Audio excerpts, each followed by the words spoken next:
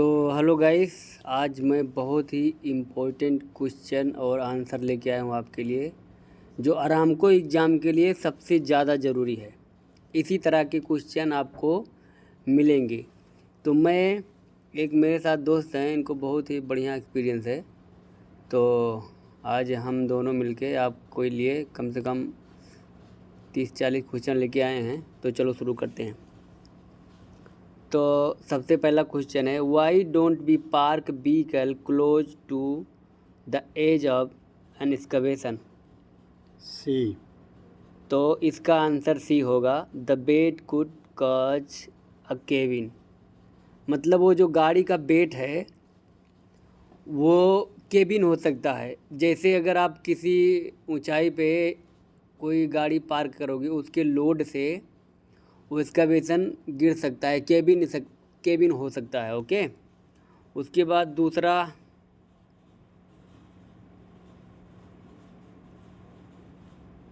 दूसरा है, what does benching, shoring and sloping refer to. कौन सा? इसका आंसर बी होगा, prevention of side wall collapse. मतलब सोरिंग और बेंचिंग एंड स्लोपिंग ये जो होगा वो साइड वॉल कोलैप्स को प्रिवेंट करेगा। अभी मैं आपको बताता हूँ बेंचिंग क्या होता है, सोरिंग क्या होता है, स्लोपिंग क्या होता है। तो ये इस तरह का स्ट्रक्चर जो बनेगा सोइल को, ये है बेंचिंग। ओके। और सोरिंग बनता है, जैसे ये हमारा ट्रेंच है, हमने यहाँ पे एक्सकवेशन किया है, एक इधर और एक इधर, ऐसे लंबा लंबा प्लाईवुड या हाइड्रोलिक सिस्टम भी लगा होता है, ताकि इधर का जो सोइल है कोलैप्स करके इस एक्सकवेशन को भर न दे। ये हो गया आपका बेंचिंग, और ये हो गया सोरिंग। और दूसरा एक और है जिसको स्लोपिंग बोलते हैं। स्लोपिंग का मतलब होता है, जैसे हमने ये एक्सकवेशन किया है तो हमारा सोइल जो है ना, सोइल जो है इतना दूर करके सोइल को रखेंगे। ये एक तरह का स्लोप है, दोनों साइड में ऐसे स्लोप रहेगा खूब दूर तक, ताकि वो मिट्टी डायरेक्ट उसमें ना आ सके। इसको हम लोग स्लोपिंग बोलते हैं। आगे वाला देखेंगे,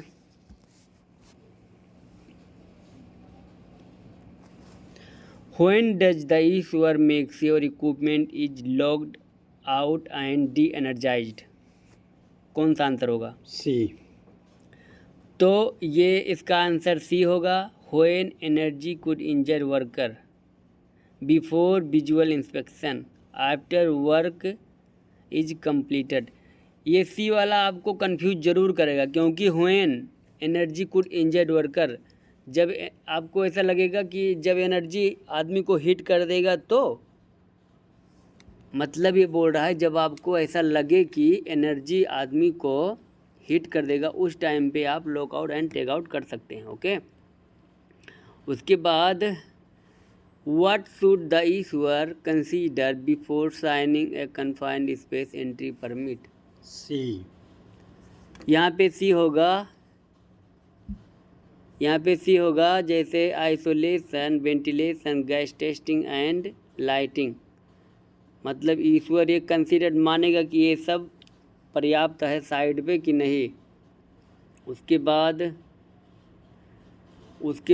34, what is the safest material for purging. यहाँ पे मटेरियल पूछ रहा है, मटेरियल क्या चीज़ है सबसे सेफेस्ट फॉर पर्जिंग। पर्जिंग एक सिस्टम है किसी टैंक को क्लीन करने का। जैसे उसमें कोई रिसीडुअल मटेरियल बचा है, उसको क्लीन करने के बाद पर्ज करते हैं, ताकि उसमें का जो टॉक्सिक है वो निकल जाता है। तो वो कौन सा मटेरियल है? सी। नाइट्रोजन। ठीक है, वो नाइट्रोजन होगा जिससे हम लोग पर्ज करेंगे। ओके। उसके बाद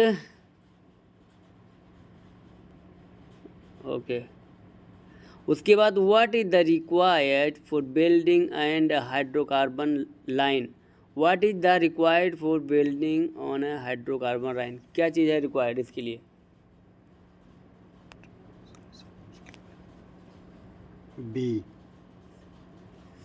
बी। देखो, पहले ड्रेन करेंगे, उसके बाद आइसोलेट करेंगे, उसके बाद पर्ज करेंगे, क्लीन करेंगे, बाद में गैस टेस्ट करेंगे कि ये एंट्री के लायक हो गया है कि नहीं। यही एक इसका ये जो बोलते हैं ना प्रोसीजर है। पहले ड्रेन करेंगे, यानी कि टैंक को खाली कर देंगे, सुखा देंगे, आइसोलेट कर देंगे।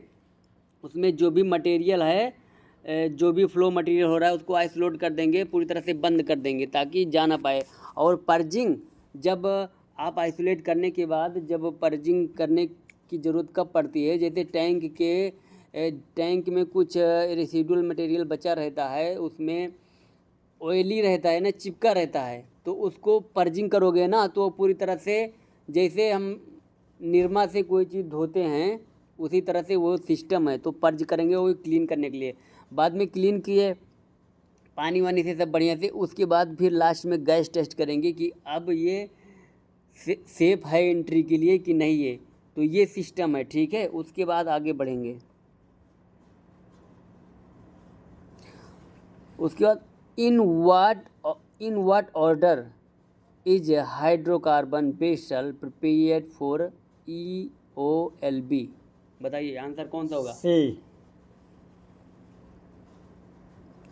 तो यहाँ भी सेम ही है, लेकिन यहाँ एक प्रोसेस ज़्यादा हो गया है।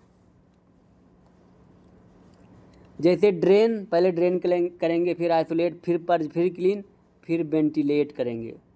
वेंटिलेट करने का मतलब क्या होता है, उसमें एयर का फ्लो होना चाहिए, जिसके लिए हम एयर मूवर इस्तेमाल करते हैं, ताकि अंदर का टॉक्सिक जो है वो लगातार बाहर खींचता रहे और प्योर एंड क्लीन हवा जो अंदर में भेजता रहे। उसके बाद गैस टेस्ट करेंगे। ओके। यहाँ वेंटिलेट का मतलब ये भी होता है, जैसे एक टैंक है, टैंक में कुछ डोर होते हैं। नॉर्मली एक ही डोर होता है ऊपर का, लेकिन उस कंडीशन में जाएगा नहीं। और अगर वेंटिलेट का मतलब होता है चारों तरफ से खिड़की खोलने से ऑटोमेटिक वो नेचुरल हवा आने लगती है, उस कंडीशन में भी वेंटिलेट उसको भी माना जाता है। उसके बाद आगे, what is a reason for purging. C, very good. C, remove residual hazardous material. मैं बोला ना पर्जिंग किस लिए होता है, जो बचा हुआ उसमें वेस्ट होता है उसी को धोने के लिए पर्जिंग सिस्टम का इस्तेमाल होता है। उसके बाद, why does the issuer ensure that all energy sources have been properly locked and tagged out and de energised. B, to protect the receiver from injury. देखो यहाँ पे आपको कन्फ्यूजन हो सकता है, रिसीवर को कैसे प्रोटेक्ट करेगा, क्योंकि ईश्वर और रिसीवर जो होते हैं ना, वो अपने ग्रुप के लिए लॉक लगाते हैं। ऊपर पूछा है why does an issuer ensure that the energy source have been properly locked and tagged out. पहले वो हो जाएगा, तब ईश्वर अपना लॉक लगाएगा मेन सर्किट को बंद करने के बाद, ताकि वो उसको कोई इंजरी ना हो। आगे बढ़ते हैं। What are consideration for an EOLB permit. A, release of flammable and toxic gas wind direction. देखो यहाँ विंड डायरेक्शन इसलिए दिया है लास्ट में, सबसे इम्पोर्टेंट चीज़ है। मैं आपको बताता हूँ कैसे।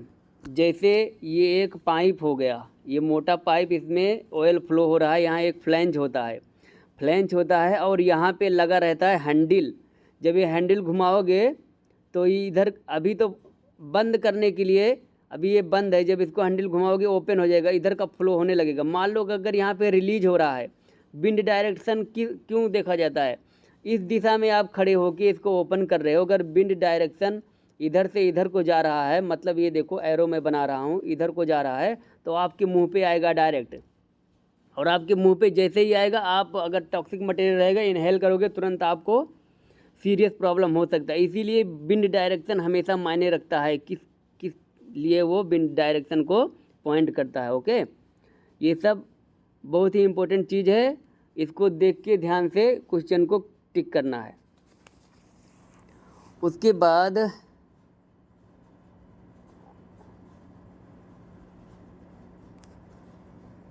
बाद गोइंग इनटू 10 फीट डीप, ये आरामको में आया हुआ क्वेश्चन है। Going into 10 feet deep valve box is Titan A bolt. 10 feet जो है एक टैंक है, उसके अंदर हम जा रहे हैं, चाहे टैंक हो गया चाहे जो भी हो गया, उसके नीचे जा रहे हैं एक बोल्ट को टाइट करने के लिए। ओके, हाँ, bolt with hand tools require with which type of work permit. देखो इसमें दो कंडीशन है। सबसे पहले हम एंट्री कर रहे हैं 10 फीट, इसका मतलब क्या हो गया, कन्फाइंड स्पेस है। और उसके बाद हम बोल्ट टाइट करेंगे, खाली मैनुअल, उसमें कोई चीज़ ये नहीं करेंगे, तो उसमें दो टाइप का परमिट लगेगा। तो आप बताइए कौन सा लगेगा? Confined space entry permit, cold work permit. Okay, समझ गए, confined space entry and cold work permit लगेगा। आगे बढ़ते हैं। When would a receiver need both ये क्या लिखा है, both not work and confined space entry permit? When would a receiver need both a not work and confined space entry permit? इसका answer कौन होगा? बी। देखो इनको बिना क्वेश्चन पढ़े ही इनको मालूम हो गया आंसर का। ये बहुत सारे क्वेश्चन पढ़ चुके हैं, 2000 क्वेश्चन रमेश भाई हैं, इनको बहुत एक्सपीरियंस है ऐसे में। तो grinding in a storage tank, इसमें दोनों टाइप का परमिट लगेगा। इसमें बोथ नॉट वर्क, अच्छा हाँ अभी मेरे को समझ में आया, वो HOT हॉट वर्क, ठीक है। कन्फाइंड स्पेस में जाओगे तो एब्सोल्युटली आप टैंक में जा रहे हो, इसका मतलब, तो इसीलिए आपको grinding in a storage tank, वो आपको वहाँ पे पहले ही मेंशन कर दिया गया। ओके, उसके बाद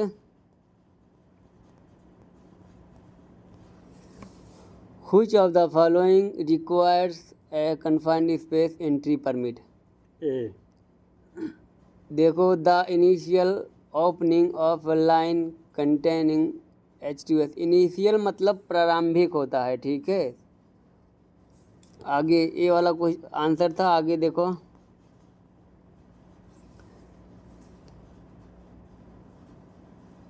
A cold work permit is issued in a restricted area, but the receiver discover he need use a drill. What should he do? सी। देखो इनको क्वेश्चन भी समझ में नहीं आया होगा, लेकिन उत्तर आ गया। तो ये होता है कितना पढ़ाई किए हो आप, उस पर डिपेंड करता है। ओके, तो सी बोल रहे हैं do not use the drill until the receiver have hot work permit. Very good question शायद मुझे भी नहीं समझ में आया, इस बार मैं फिर से पढ़ देता हूँ। Cold work permit is issued, ठीक है, खाली कोल्ड वर्क परमिट इशू हुआ है in a restricted area. Okay, but the receiver discover the need, मतलब रिसीवर को हाल ही में मालूम पड़ा कि उसको जो है ड्रिल भी करना है। What should he do? तो आंसर वही था, do not use drill, because आपने पहले ही कोल्ड वर्क लिया है। ओके, तो ये होता है पढ़ाई का लेवल। इनको बहुत सारा क्वेश्चन मालूम है और ये बहुत एक्सपर्ट हैं इस मामले में। आगे बढ़ते हैं। A receiver has a EOLB permit and a cold work permit to loosen a flange. When discover he need to hit a bolt with the torch, what should he do? C. C, देखो, get a hot work permit before using the torch. Very good. Okay. Why must sabers be covered? सीबर्स जो underground पिट होते हैं, गड्ढे होते हैं, वो क्यों cover रहते हैं विद इन 75 फीट? मतलब अगर आप 75 फीट भी कोई हार्ड वर्क कर रहे हो, वो गड्ढे क्यों कवर होते हैं? क्योंकि उसमें टॉक्सिक होता है। Before issuing hot work permit, क्या इसका आंसर सी है। फ्लेमेबल गैस में भी प्रेजेंट इन द सेबर, ठीक है, उस गड्ढे में टॉक्सिक गैस हो सकता है। अगर 70 फीट, इसका अगर हम मीटर में कहें तो कितना हो जाएगा? 25 फीट 23 मीटर। 23 मीटर। ओके, अगर हम इसको मीटर में कैलकुलेट करेंगे 23 मीटर हो जाएगा। इतना दूर तक आप जो है हार्ड वर्क नहीं कर सकते अगर वो सीबर का फ्लैंज ऊपर रहेगा तो। ओके, उसके बाद what are consideration for a hot work permit, I think ये हो गया है, हाँ वही बिन डायरेक्शन वाला है, ए वाला, okay. What is required for LB, ये भी हो गया है कि नहीं हुआ, ये नहीं हुआ है। What is required for E O L B if the line is known to carry H2S, देखो ये बहुत इंपॉर्टेंट है, ये बहुत इंपॉर्टेंट है। यहाँ क्वेश्चन पूछ रहा है what is required for an EOLB if the line is known, हमको पता है ये लाइन जो है H2S कैरी कर रहा है, किसी लाइन में H2S बह रहा है, तो आप क्या करेंगे, कौन सा आंसर होगा? इसका आंसर सी होगा, ठीक है। गैस टेस्टिंग H2S मॉनिटर, ठीक है। कंटिन्यू H2S आपके पास रहना चाहिए, क्योंकि वो डिटेक्ट करता है कुछ लिमिट है उसका, उस पर जब आएगा स्मेल तो वो अलार्म करने लगेगा, ठीक है। और H2S सबसे खतरनाक, इंडस्ट्रियल में सबसे खतरनाक गैस होती है इंसानों के लिए। When is equipment opening line break permit required, कब चाहिए?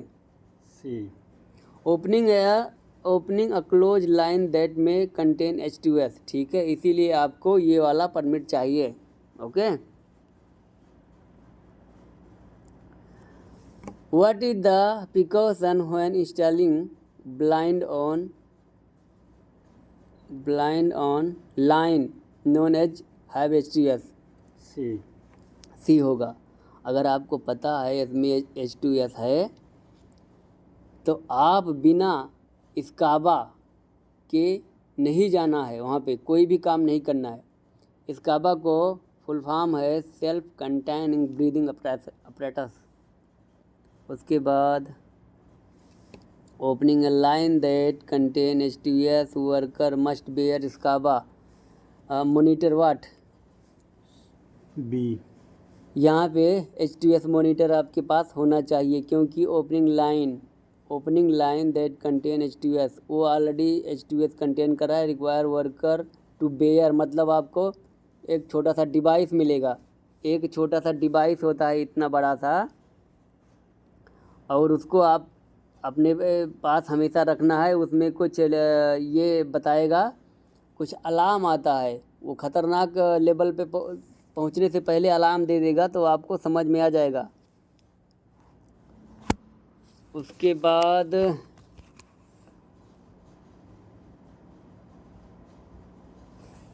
इन what one way can an issuer inform the workers about hazards in the work site? C. Install warning sign, okay. Place क्या भरोगे वहाँ पे? बी। देख रहे हो, बिना पढ़े भर दिए।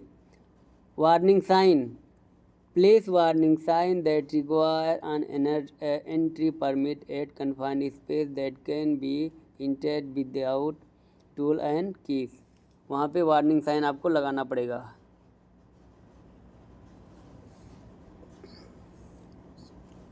Equipment opening line break is any activity associated with what? Initial opening. और ये आपको कभी कभी भरने के लिए भी आता है, 2-3 क्वेश्चन आते हैं, कभी कभी 2-3, कभी एक आध क्वेश्चन आएंगे भरने के लिए भी, ठीक है, तो वो आपको ध्यान में रखना होगा। Initial opening of equipment that is part of the close system and may contain harmful materials. How does a receiver normally close a work permit? सी वाला आंसर है इसका, देख लेना आप पढ़ के। थोड़ा फास्ट करता हूँ क्योंकि टाइम कितना हो गया, इसमें ज़्यादा लंबा वीडियो होने वाला है। तो how does a receiver get a hot work permit renewed? A रहेगा, tell the issuer and both must sign the permit, okay. उसके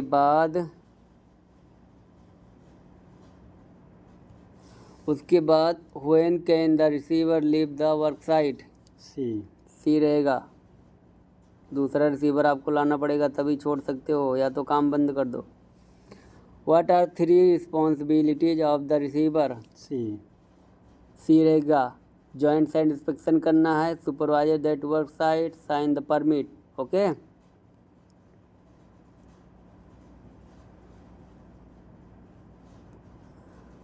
who ensure work crew follow precautions listed on the work permit?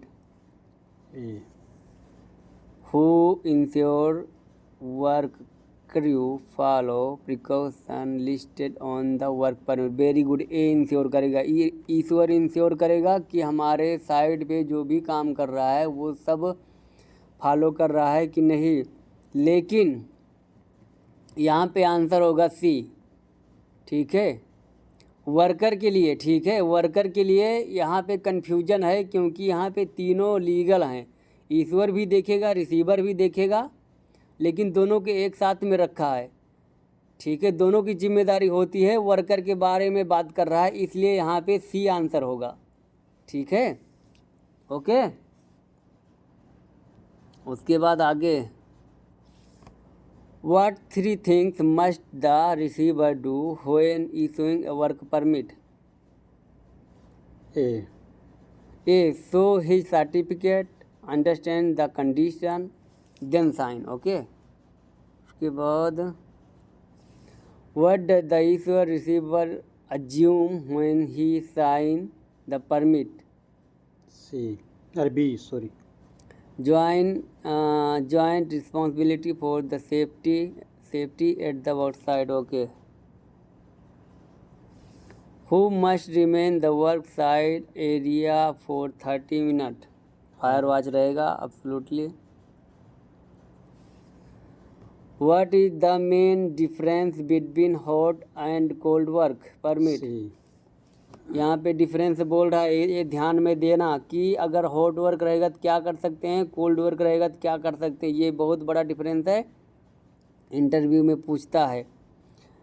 Cold work permit are not to be used if there are ignition source. Cold work में ये हमेशा ध्यान रखना, कोई भी ignition source cold work नहीं माना जाता है। What is the responsibility of fire watch? A. Operate a extinguisher, fire extinguisher. Okay. Why is the receiver required to sign the work permit and agree to all precaution? B. To prevent unsafe condition. Okay, to prevent मतलब कोई भी unsafe condition रोकने के लिए ये जो है precaution लेना पड़ता है। Okay. Who obtain all counter signature for the permit? Receiver.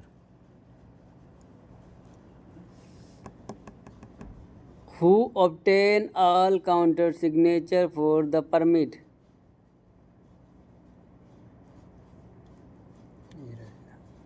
ईश्वर रहेगा। लेकिन यहाँ भी सिचुएशन थोड़ा ये है, तो फाइनल डिसीजन है सी, ईश्वर एंड रिसीवर दोनों की रिस्पॉन्सिबिलिटी होती है काउंटर साइन, क्योंकि वो ईश्वर जो है रिसीवर को गाइड करेगा कि यहाँ जाओ और ये सिग्नेचर लेके आओ काउंटर साइन के लिए। ओके। उसके बाद आगे,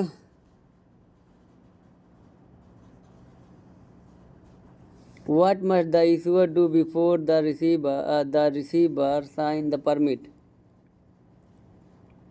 कौन सा होगा? D. Make sure the receiver understand all precaution. Very good. मतलब जब ईश्वर को ये भरोसा रहेगा कि ये जो रिसीवर परमिट ले रहा है ये सारा कुछ समझ गया है कि नहीं, है सभी कंडीशन प्रिकॉशन समझ गया है कि नहीं, वही इंश्योर करेगा। वो जब उसको इंश्योरिटी हो जाएगी तो वो परमिट देगा। when are work site hazard identified by the issuer and receiver? A. During a joint site inspection. उसी टाइम वो लोग सब हजार्ड एंड जो भी प्रिकॉशन है उसको आइडेंटिफाई करेंगे। Okay. Why does the issuer ask the receiver for the scope of work and requirement equipment use? देखो ये सारे क्वेश्चन बहुत ही इंपॉर्टेंट है, ये ऐसे ही क्वेश्चन आएंगे, 100% ऐसे ही क्वेश्चन आएंगे। कौन सा? So both can agree to the precaution on the permit. Why does the issuer ask the receiver what tools and equipment he will use? C. To identify hazard and precaution. ठीक है, जब वो ईश्वर आपसे पूछेगा कि आप कौन कौन सा टूल्स इस्तेमाल करने जा रहे हो, जब आप उसको बता दोगे ना, ईश्वर को पता चले जाएगा कि हाँ क्या क्या हजार्ड है और हमको क्या प्रिकॉशन लेना है। ठीक है, इसलिए इसका आंसर सी हो जाएगा। Why does the issuer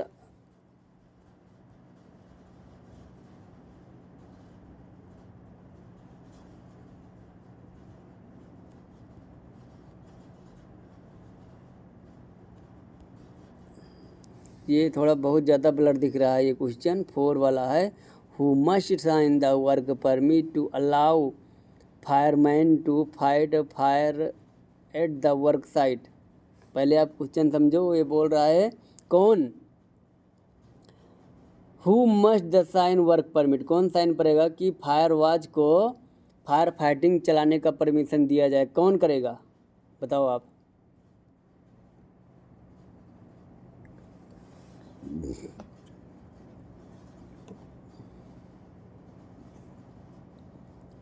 तो इसका आंसर होगा D, no one a permit is needed. क्योंकि अगर आग लगी है, इमरजेंसी का सिचुएशन है, तो आप उस कंडीशन में परमिट लेने जाओगे तब तक सब कुछ जल जाएगा, इसलिए वहाँ पे किसी की ज़रूरत नहीं है और परमिट नहीं चाहिए। अगर आपके पास मशीन है आग बुताने के लिए तो जल्दी जल्दी बुता सकते हैं। What is the maximum duration of the renewal work permit? 30 days। Renewal के लिए पूछ रहा है। 24।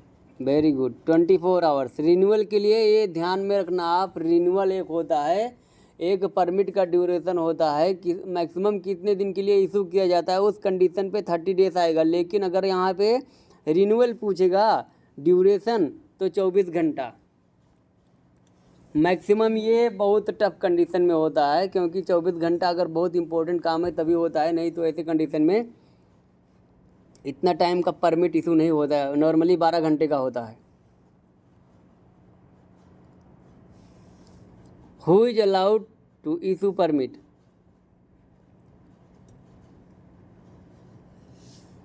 D, certified employ with the signature of the division head. Okay,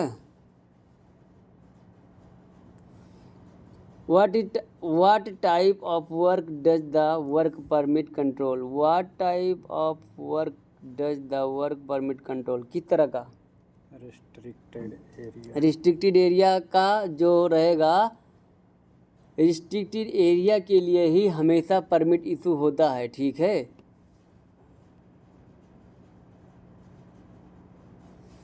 what are two example of hazard work? A, confined space entry and radiography, starting a pump and confined space entry, taking a sample. What is two example of hazardous work?